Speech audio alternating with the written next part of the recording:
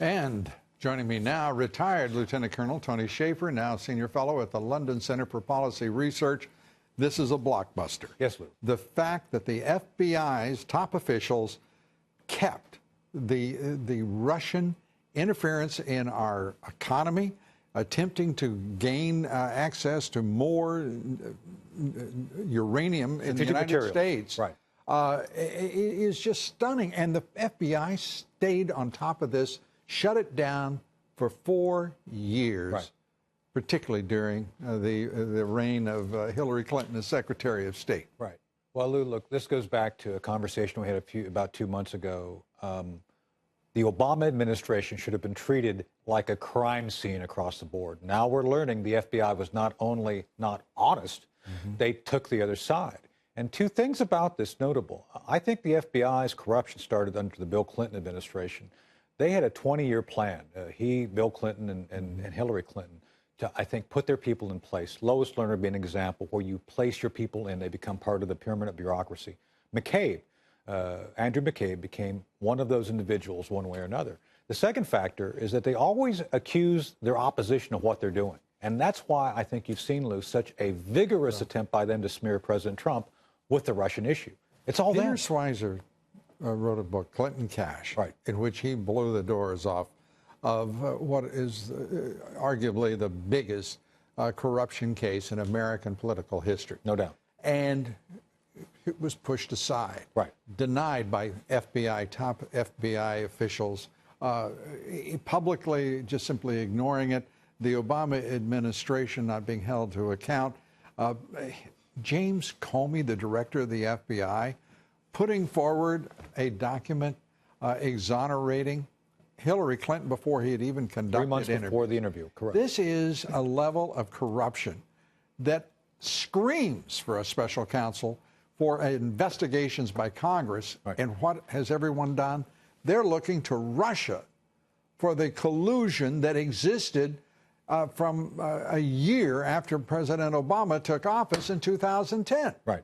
This is madness, and the American people are being poorly served by both the national left-wing media and their government. This should be headline news, this blockbuster.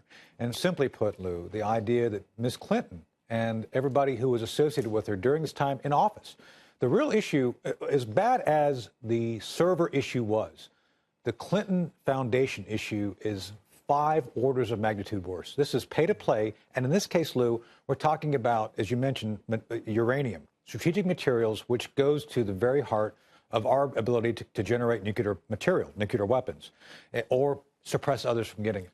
And the idea here is that we allowed a political party, certain individuals within a party to corrupt this process. We didn't. Let's be clear. Someone did. No, we know who did. We know who did. The FBI. Yes. Did not say a word when the Democratic National Committee refused to allow them access to the servers, which the FBI knew had been hacked by Russians, cyber attacking. Right. And then talking about collusion with the Russians. Right. Why did President Obama let that go? Why would you allow the FBI not to intervene? This circles back to the deep state. Lou, they were so arrogant in their belief that they were going to win. They thought none of this would ever come out. We would never have known this had President Trump not won. It's without question. And now the question becomes, what is his Attorney General, Jeff Sessions, going to do? Because he has a mountain of work in front of him. And you know what is really troubling to me is we had Alan Dershowitz, who was a bright man I know and a terrific American. But he said on this broadcast, effectively, that there are 2 sets of laws in this country. One for you and me and the rest of the American people, and another for the people who lead the government. And his point was Hillary Clinton, in his judgment, should not be prosecuted or investigated because there is a good old boys and girls network that says such things just don't happen in America.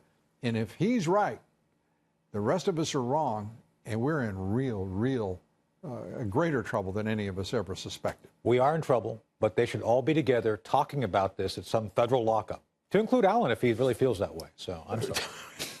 I'm sure he'd do well with her. Alan will be a tough fellow to prosecute because he's such a... He can defend her then. I mean, come on, it's all one big happy family, no right? kidding.